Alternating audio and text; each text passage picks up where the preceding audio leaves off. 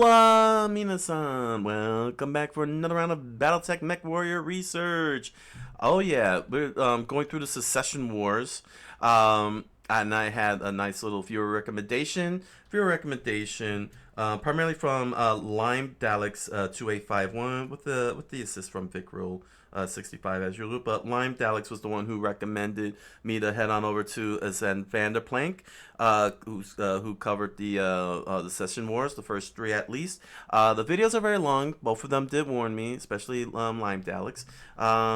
And I decided to take a quick look and found that yes, they are pretty long. Even though Van Der Plank did do 11 separate videos and has one whole compilation totaling 5 hours, that's way too many videos. And I do want to get to the other Secession Wars. So thinking it over, I figured why don't I cover the first 3 episodes of Sven van Der Plank and then jump on over to the second Secession War. From the way the videos look, the 3 videos, maybe I'll get a much more wider scope. Probably don't have to go through like the smaller battles, if you understand what I'm saying.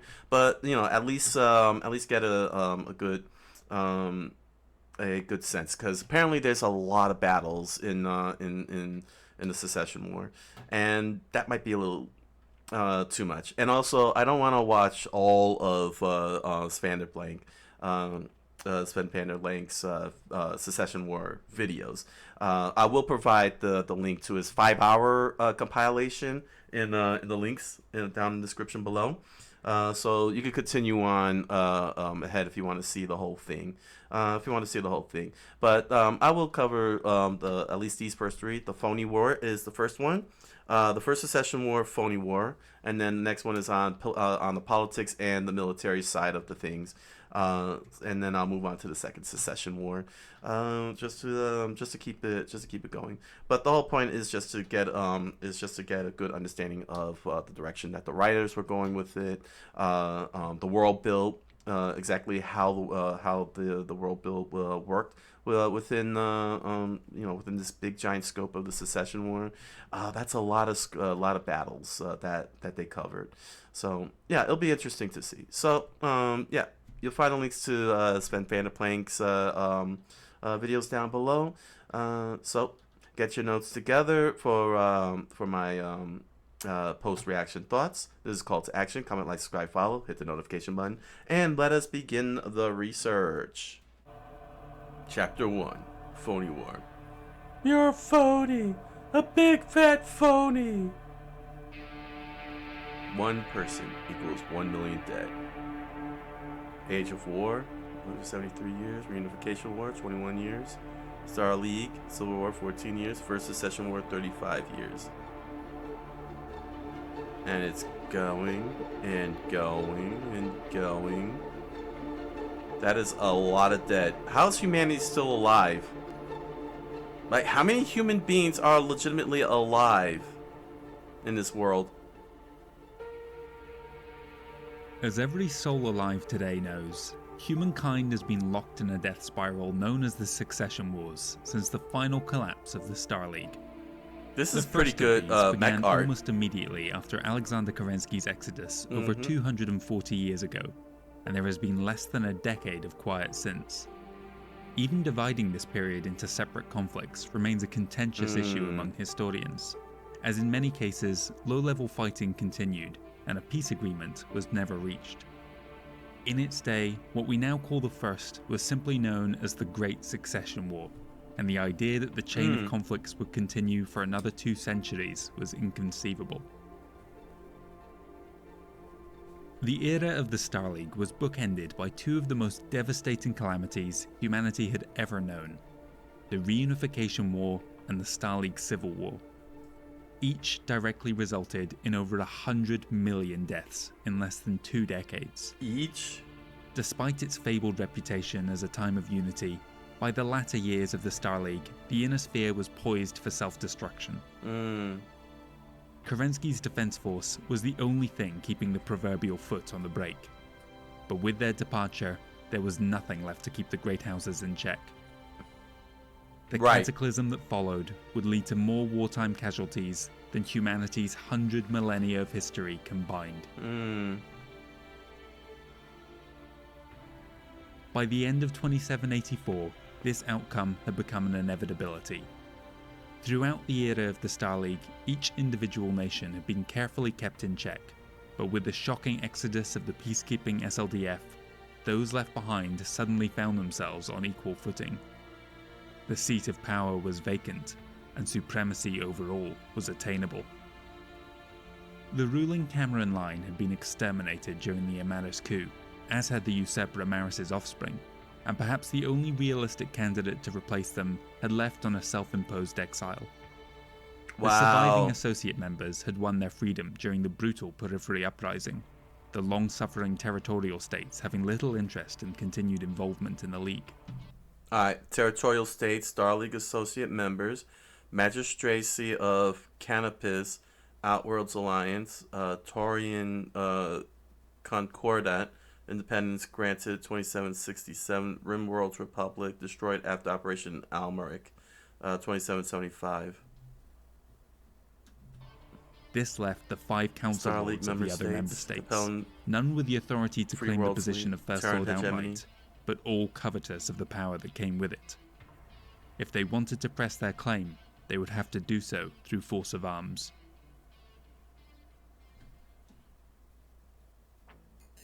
Humanity's slow slide back into feudalism was at its high watermark around this point.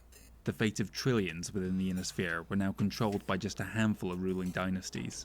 That map is crazy. The 5 heads of state that had disbanded the High Council in 2781, more through fear that their rivals would use it to seize power than a willingness to give it up themselves, were first Prince John Davian of the Federated Sons, Coordinator Minoru Kurita of the Draconis Combine, Captain General Kenyon Manic of the Free Worlds League, Chancellor Barbara Liao of the Capellan Confederation, and Archon Robert Steiner II of the Lyran Commonwealth. Upon the latter's return to his capital of Tharkad, he immediately fell ill and died shortly afterwards, the prevailing rumour at the time being that it was divine retribution for his involvement in the breakup of the Star League. His daughter Jennifer took up the Archonship in his stead. These 5 would in time come to be known as the Successor Lords, a title that is still jealously clung to by their descendants to this day. Hold on, let me get these names down. They're the Successor Lords. Successor Lords. Jennifer Steiner. Okay. Minoru Kurita.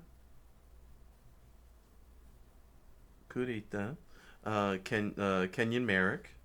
And that duck lips that he delivered. And his duck lips, his TikTok duck lips. Barbara Lau.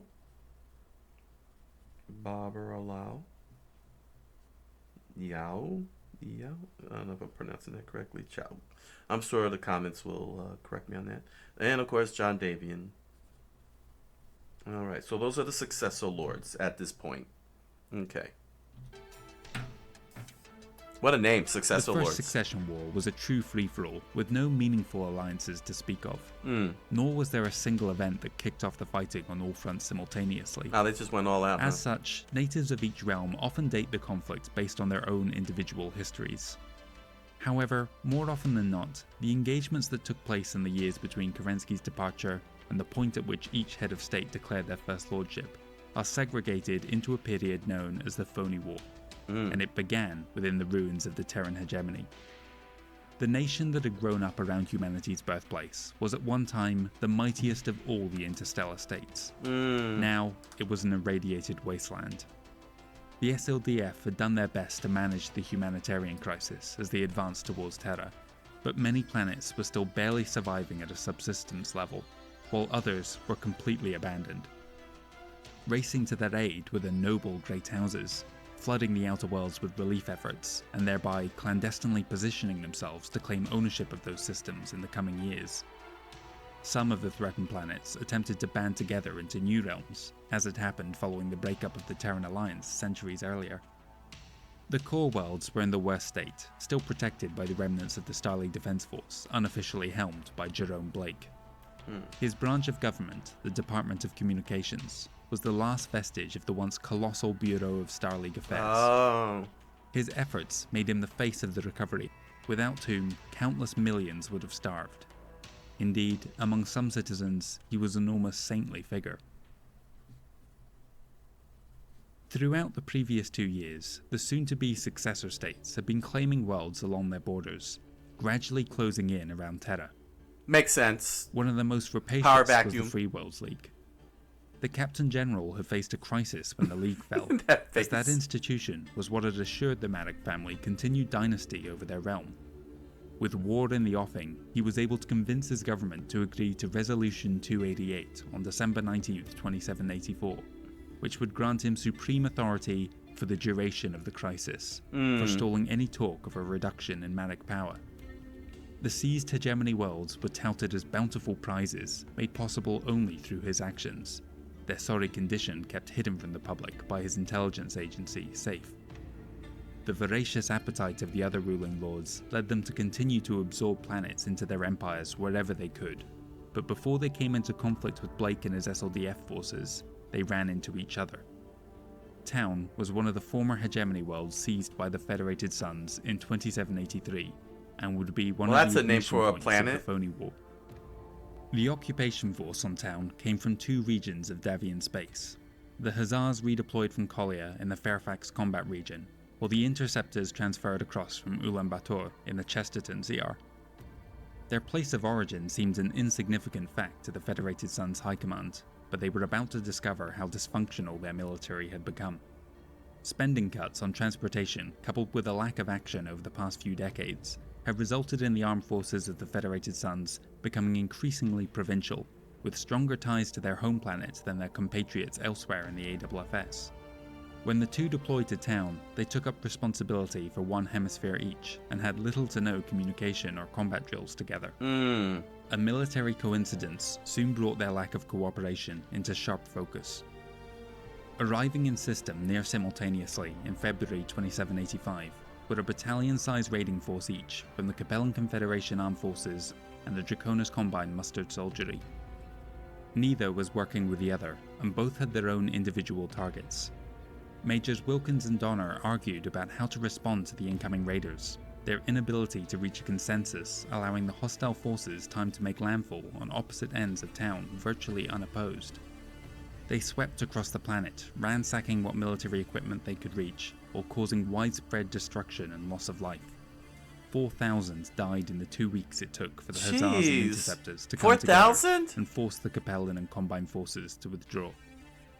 In the aftermath of the debacle, the First Prince passed the Town Charter, which gave the militia free rein to take what they needed from the AFFS warehouses, though this was of little comfort to the dead.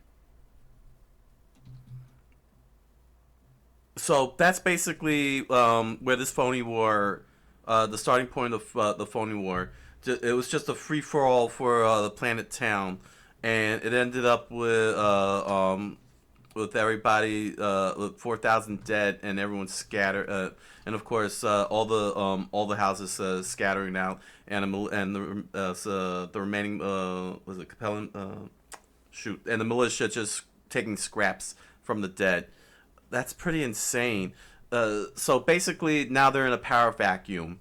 So they're dealing with a power vacuum. They're snatching up everything that was the Terran hegemony, that whole entire sector that Earth had jurisdiction over, with Kerensky just legitimately gone, with the Star League Defense Forces and of course Star League itself. Not even Jerome Blake did everything he could to try and help the survivors. I'm assuming, if I understood Van Der Plank correctly, Earth got irradiated into oblivion. Let me know if I understood that correctly. Down in the comments. Elsewhere in the Terran hegemony, the successor states continue to gobble up undefended worlds. The same Look at is it true growing. for several jointly administered planets along the borders between other states. The Capellan seizure of Valexa the previous year had caused considerable concern among the field marshals of the Federated Suns, as they had fought a brief border war with the Confederation just 2 decades earlier. When they took Andro in 2785, Chief of MI2 Dana Bancroft advised the First Prince that the Capellans were about to launch a campaign against him, a warning that he took to heart. Across the Inner Sphere, the Lyran Commonwealth had the same concerns about the Free Worlds League's efforts to take full control of jointly administered worlds along their border, and they were right to think so. Kenyon Maddock had been moving supplies to the Bolan Thumb in preparation of a major assault for some years now, but Kerensky's exodus had diverted his attention, along with the additional regiments meant to take up positions within the region, to the softer, juicier targets of the Terran hegemony. Steiner had long chafed at the existence of the Bolan salient jutting into their territory. With Kerensky no longer on the map, Lyran High Command began making preparations for what would be known as Operation Elbow Joint. General of the armies Paul Steiner was the mastermind behind the Bolan offensive, with command of the task force given to Lieutenant General Baron Richard Johansson von Eilenberg, a veteran of Operation Almanac. Participating in the attack would be 3 mech and 6 conventional regiments, as well as 7 of the Navy's warships, a trio of Commonwealth-class cruisers, and a quartet of Mako-class corvettes. The defense of the world was orchestrated from within the old SLDF base known as the Overwatch. Notionally in charge of the 2 mech regiments, 3 League-class destroyers, and single Aegis-class cruiser deployed to Bolan was Colonel Salam Tut. The operation began on March 7th, when the merchant transport Lucian Bell arrived at the system's zenith. 2 squadrons of aerospace fighters exited the vessel and swiftly destroyed every non-Lyran craft at the jump point, while a dropship ferried Marines across to take control of the customs station. Wow. The LCS Furilo now appeared, transporting the Sky Rangers invasion troops. The station's occupants desperately tried to contact Bolan, but their message would take hours to arrive yet. Long before then, the remaining 6 warships and 8 regiments of the LCAF arrived at a pirate point, in position to intercept the planet's solar orbit. The space battle began poorly for the overeager Commonwealth Navy. Their corvettes raced ahead to engage the heavier League destroyers. Tiberium took the worst pounding, but was able at least to force the Nerva to withdraw.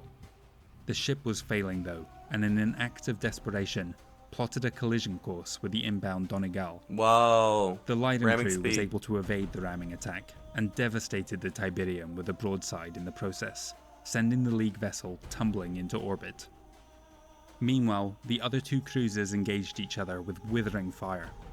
Caledonia suffered heavy damage, but outperformed the much older Manaslu, which was blown apart by a pair of nuclear-armed missiles. The remaining League-class destroyers continued to fight for a time, bringing down a pair of Makos, but had to withdraw as the Furilo approached from the jump point. The Lyrans achieved naval supremacy by the 13th. The LCAF began landing the next day. Orbital guns located within the Overwatch made approaching the Sabari island chain all but impossible. This focused the action on the 2 continents of Kashmir and Saket, and the 4 major cities on World. The Arcturan Guards made landfall at Peshawar, quickly eliminating all resistance in the area. Wow. While their aerospace fighters swept the surrounding townships for targets, Johansson threatened an imminent attack on Calcutta. Instead, the attack came 2 days later at Quetta, on the opposite side of the planet. Furilo arrived Planet overhead India to got bombard captured. the spaceport, while the Sky Rangers descended to lay siege to the city below. Meanwhile, the 11th Arcturan Guards were boosted across world to assault the capital city of Mumbai. A day-long bombardment left both cities in ruins.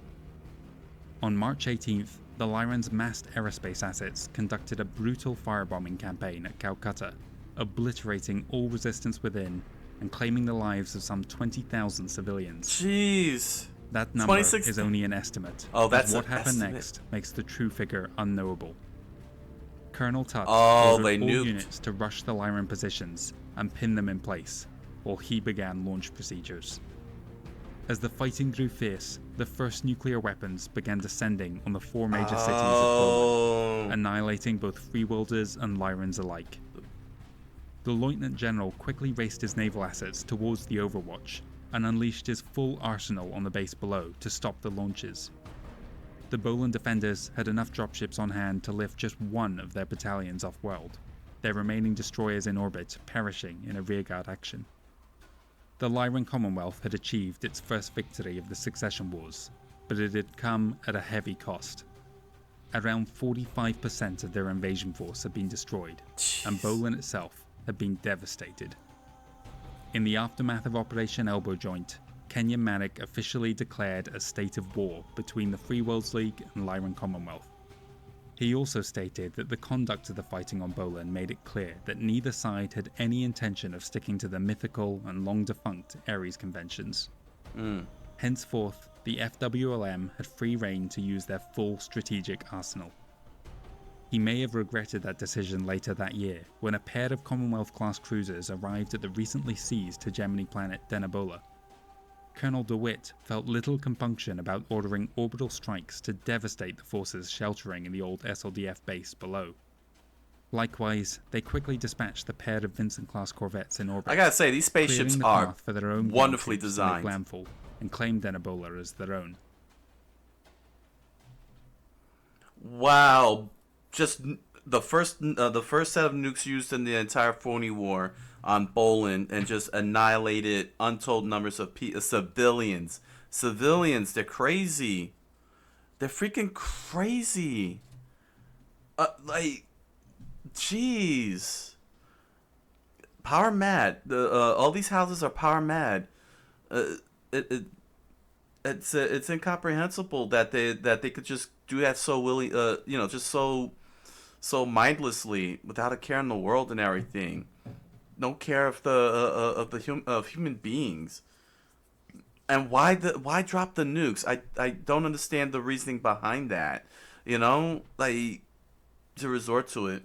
I'm gonna need to look up Ares conventions. I'm very curious now about that, and what that's supposed to entail, the Ares conventions. But yeah, the Lyrans won, but at what cost? You irradiated the planet.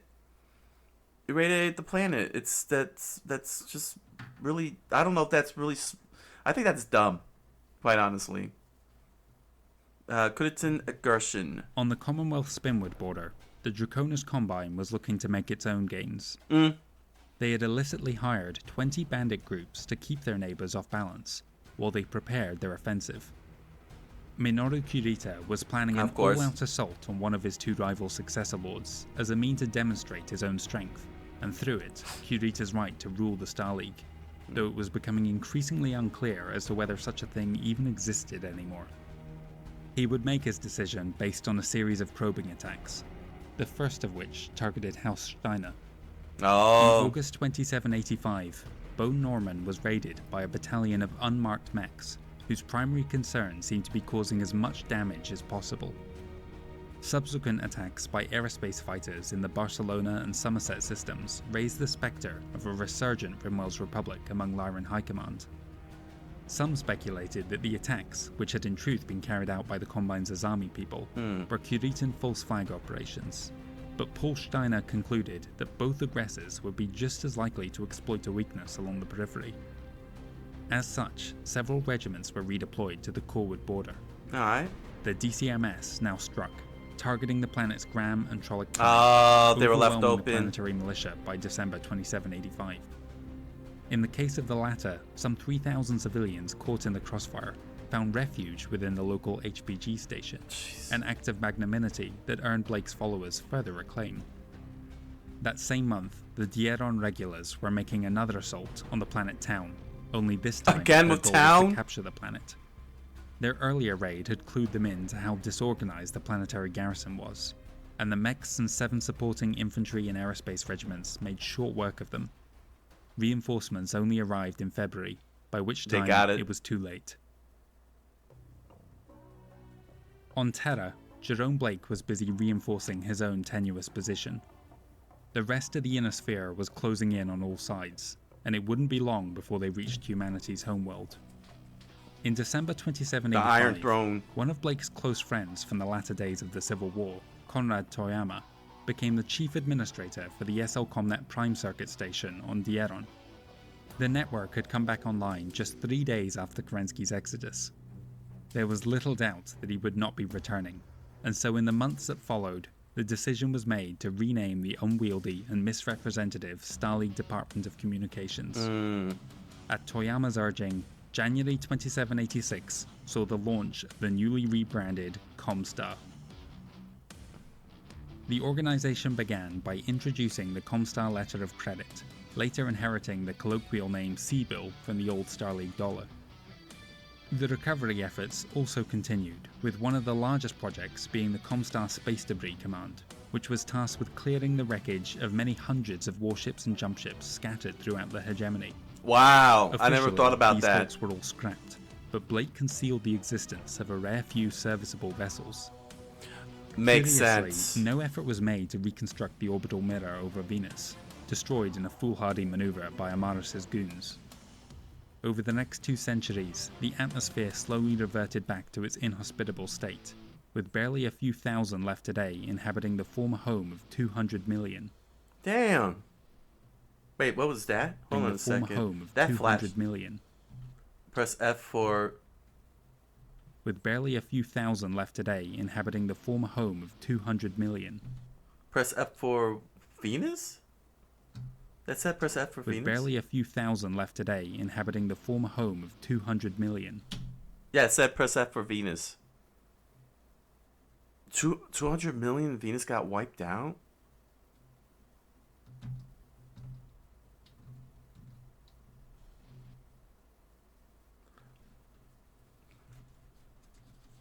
Yeah, once again, town became the became the center of attention, and Kurita got it this time. Yeah, it said press F for Venus. That took a while to catch on. Yeah, Jerome Blake and the Terrans established Comstar, and trying to keep a hold on that as the houses are all getting closer and closer to homeworld. Basically, Earth became the Iron Throne, and it's the 5 kings all fighting each other at this point. To sit on the throne. That's pretty funny at an intergalactic scale. Yeah, some few more maneuverings and such. More people got wiped out. Hopefully Jerome will be able to hold on to Terra, hold on to Earth. Because we got the birth of Comstar now, and we're gonna see exactly what they've done. To not lose the homeworld to any one of these houses. It kind of makes sense, honestly, that you want to keep Earth as neutral as possible. Thinking about it, now that I think about it, you don't want Earth to be in control of one group, saying like one one house or one group or one country. You want Earth to really represent all of humanity, and that means all the houses and such. And to be taken over would be very devastating. That is legit conquest type of situation there. Elsewhere in the Terran hegemony, several systems were taking matters of defense into their own hands. They could see the old state collapsing, but wished to retain their independence from the larger nations around them.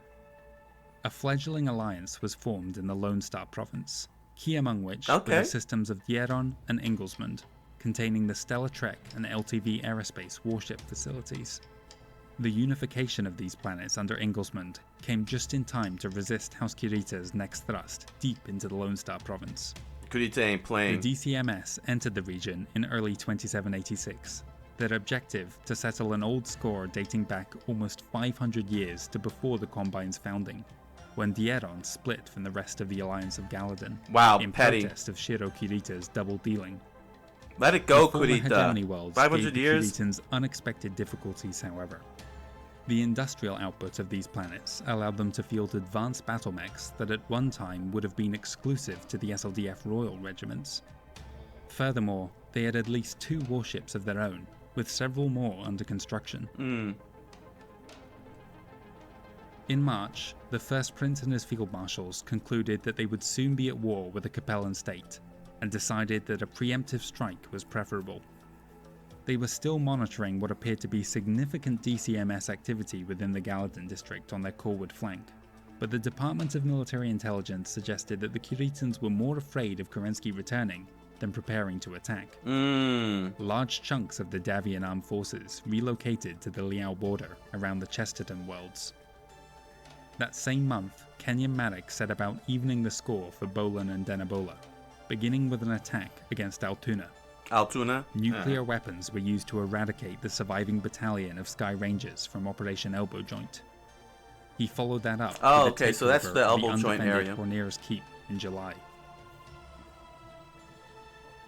It seemed to the rest of the Inner Sphere that Minoru Kirita had decided which of his immediate foes would become the focus of their own upcoming campaign. In June, the Lyran defences at Skondia were caught completely unawares when a merchant vessel appeared in system and undocked with a sextet of dropships.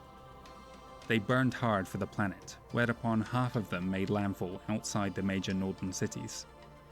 The LCAF moved to protect the high-priority factories, but the attacking Kiritans had a different target in mind.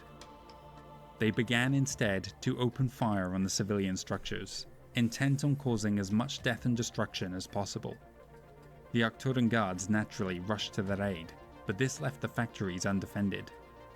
The second half of the Benjamin regulars now touched down at their actual objectives and raided the facilities, while the faster distraction force outpaced the heavier but slower Lyran machines to make it off-world with a minimum of casualties. Jeez. The same could not be said for the Skondians, 20,000 of whom had been killed. Yo, Kurita is off his freaking rocker. He just kills it. They're all crazy. All 5 houses are crazy, but Kurita has no chill. He just instantaneously went after the civilian population just to flush out a defense force to open up the warehouses, and now a population got decimated again. This is ridiculous. You know, these 5 houses are ridiculous. I'm trying to figure out why. Not so much Kerensky, but the people who were left behind. Did they have any type of these civilians? Did they have any type of resources, anything whatsoever to push back on these houses and try to attain freedom? I mean, we saw 5 planets that surrounded New Britain to unite, create a united front to protect themselves. That's got to be. It can't just be like this. Like the absolute and total collapse of all Earth and its territory. Beginning of the end? By the midpoint of 2786, all of the border worlds formerly administered by the Star League had been taken over by one nation or another. Wow. Some of the Terran administrators were ushered out at gunpoint. Others were wooed to lend their services to new masters. Remnants of the SLDF were either hired on or chased out, such as McKinnon's company on Kesai 4, who signed up with the Crucis Lancers after the Draconis Combine tried to eradicate them. The hegemony itself had continued to shrink. 2 of the former provincial capitals were now under foreign occupation. Wow. They lost 2 Jerome capitals. Blake could see that the so-called Phony War was about to descend into something much worse. If he had any hope of protecting the core worlds, he would have to act fast. He outlined his plan to the Comstar First Circuit, the HPG administrators for each of the Prime Circuit stations. Preparations began for Operation Silver Shield. Trusted mercenary groups formed from ex-SLDF soldiers began relocating to Earth, while Blake himself departed to meet each of the successor lords. He sought recognition of Comstar's neutral status and assurances that the HPGs would not be targeted during any upcoming conflict. In a rimward direction, the Capellan Confederation moved to shore up their borders by sending the Zion Lancers to secure their homeworld after it had been taken by opportunistic Marek forces. They also cleared a path to the planet Northwind, home of the famous Northwind Highlanders, long-time mercenary the Highlanders, the Capellans. The Federated Sons likewise moved to take the home system of their Deneb-like cavalry. Just look how much it shrunk. In December, the DCMS finally achieved their goal of reclaiming Dieron after its secession 475 years earlier. With the system under Draconis Combine rule, the Dieron regulars had at last secured a home for themselves, and a new military district was established. With this victory, Coordinator Minoru Kirita felt bold enough to make the announcement that each of the successor states were considering. He proclaimed himself First Lord of the Star League and declared war on any who would challenge him. The succession wars had begun. Wow.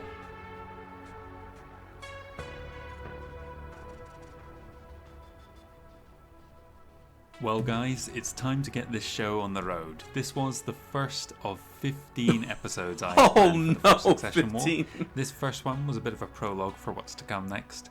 Next weekend we're going to be going into detail, laying the groundwork for the coming apocalypse. There'll be a pair of episodes coming out, the first looking at the political situation, who the major players are throughout this conflict, and the second one will be a deep dive into the nitty-gritty of their militaries. This is the largest conflict that there ever is in BattleTech, so it's worth taking the time now to lay those foundations for what's going to come next.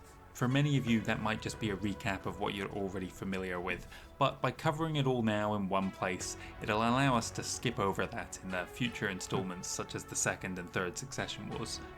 After that, we're going to be going on a year-by-year basis for the first 3 or 4 years of the conflict, and then after things start winding down a little bit, we'll cover a larger span of time in the same 20-30 minute time span. That's my target for this series. It's not going to be quite as long as the Star League Civil War was, probably about half the length. A little over 4 hours I think it's going to come to at the moment. But it went over 5. If by some chance this is the first episode of mine you're watching, you may be interested to hear that there is another 14 and a half hours of content that's come before it, leading up to this point, and much more to come afterwards. Like I said, I'll be back next weekend for the next installment, but if you cannot wait and you wish to support the channel, you can check out my Patreon, where I have the next 4 episodes up available now. They're only in 1080p, so if you do want to wait for 4K or you just prefer watching through YouTube, you can join us over the next couple of weekends as we catch back up. If you've enjoyed this video, then it really does help if you share it around with other people who you think might also get a kick out of it. If you really liked it, leave me a like, leave me a comment. I always read every single one, trying to respond to as many as I can. And if you want to see more, subscribe to the channel. Thanks for watching. Join me again soon on another video. Wow, what a project! What an amazing project he did here. This was such an amazing introduction to the first Succession War, the prelude, also known as the Phony War. Just when everyone, all five houses just started snatching up planets from the Terran hegemony. I gotta say, the lore masters of BattleTech truly were ambitious. I can't imagine how much time it took for them to really sit down and map out everything, every single facet of this vast, gigantic map.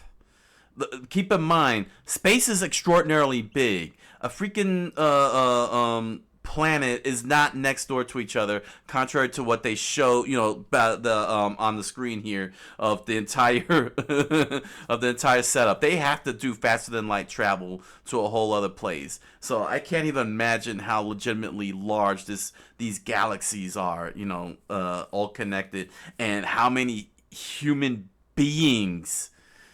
Insanely enough, how many human beings exist at this point? It has to be in the trillions, hundreds of trillions. You can't have a world that large. And somehow,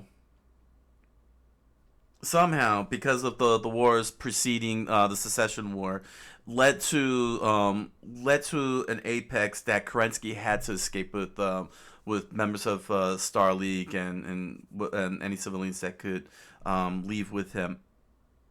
And essentially abandoning Earth. Sadly enough, the houses. It was just crazy. The civil wars and all that stuff was just pretty crazy. And yeah, it makes a lot of sense that there would be a power vacuum. And Jerome Blake had to not only, take care of the survivors of what is essentially a nuclear holocaust, but also try to build some form of government within Earth itself to try and assert autonomy before any one of those houses get there. Because if any one of those houses get Earth, that basically is the end game. You know, that house is going to have so much pull and power. It's the Iron Throne. Earth is the Iron Throne. You know, and these five kings are looking to take over, try to dethrone Jerome Blake and all the Earth worlders there, and pretty much be the rulers of the galaxy, if they can. um, it's pretty impressive, especially Sven van Der Plank doing this 15 episodes of this again. You'll find a link to the 5-hour video down below. Go watch the whole thing. uh I don't think I need to really cover every single aspect of the Secession Wars, but I do want the important stuff. I think I should watch like the more crucial, like the ones that that really mean something, like really got like the ones that brought BattleTech at its current year, that led to what would be BattleTech's current year in its timeline. I think maybe I should concentrate on that. This is way too much information overload here. Especially for research. Remember, I'm just trying to understand how they were able to create this big, giant, vast, galactic monster of a world build here, and understand just how much they executed and everything. That's the key. That's the key thing. It's just to understand and learn from them and how they did it. And yeah, having this, like doing it this way with the Phony War and having the power vacuum and showing how each location of the Terran hegemony got swallowed up, especially Kurita. Like Kurita was determined, and yeah, he got the world he wanted from 500 years ago, and then declares himself the first Lord of Star League. I really love the fact that they're called Successor Lords. That is such a hardcore name, first and foremost. There is a question that I wanted to ask, and please comment down below. But does BattleTech have space battles? Between the Corvettes. Is there a game? Like, did they create a game variant for that, for intergalactic space battles with the Corvettes? I'm very interested in that. I would not just only do I want to play the mechs, but I would love to do the space battles also, if that's available. If that's available. Listening Van Der Plank, do the walkthrough of the story. There was especially with the space battles. Brought to mind a very classic anime series that is based on a very classic novel, Legend of the Galactic Heroes. It really gave me such a feel of that. Like, I was really feeling that. Legend of Galactic Heroes, the space battles, the positioning and everything that they were doing within the story. Within this story really reminded me of Legend of the Galactic Heroes. Highly recommend watching the OVA. I use that in quotes because it's actually over 50 episodes. The original. I recommend the original. They do have a remake, but I haven't seen the remake, so I don't know if it really stands up to the original. The original is really fantastic. Between Reinhardt and Wen Lee. What an amazing story. If you really want that tight-knit space opera, that's what BattleTech felt like. That whole space battle, it's just so such a wonderful space opera feel to it. So yeah, let me know if there's actually a game campaign for space battles. I would like to know. I want to check that out. So yeah, this was just a Phony War. This was just a Phony War. The lore meisters at BattleTech is fantastic. I'm very impressed. That they were able to, really organize all of this stuff and make it click. It really did click. it makes so much sense that if you have that after years and years of wars, that it came to an apex and hit that crescendo, and Kerensky was like, yeah, we got to escape, this is getting too much now, and he took the whole Star League and just created a power vacuum. That's really a nice tight compact story that that's gonna lead to so much more. Oh man. So yeah, I'm gonna definitely check out episode 2 about the politics side, and episode 3 the military side. If there's like, let me know if there's anything in Van Der Plank's a series that is actually crucial to the present day, that had an impact, that affects the present day portion of BattleTech. I wouldn't mind checking that out. Like, where BattleTech's current timeline is, time frame is in the story. If there's anything in the first Secession War that contributed to what would shape out the present time period of BattleTech, I would like to also check that out before moving on to the second Secession War, to get it, so that way I could get a good understanding of how much of an impact these Secession Wars have on BattleTech as a whole. Saying, like, affect the whole world and everything. So yeah, oh man. I'm calling me impressed. So, head on over to Amazon.com and BarnesandNoble.com and grab yourself a copy of The Impossible Man, a strange fantasy novel written by me. You'll find links to the book down in the description below, along with links to other merch such as pins, stickers, t-shirts, music.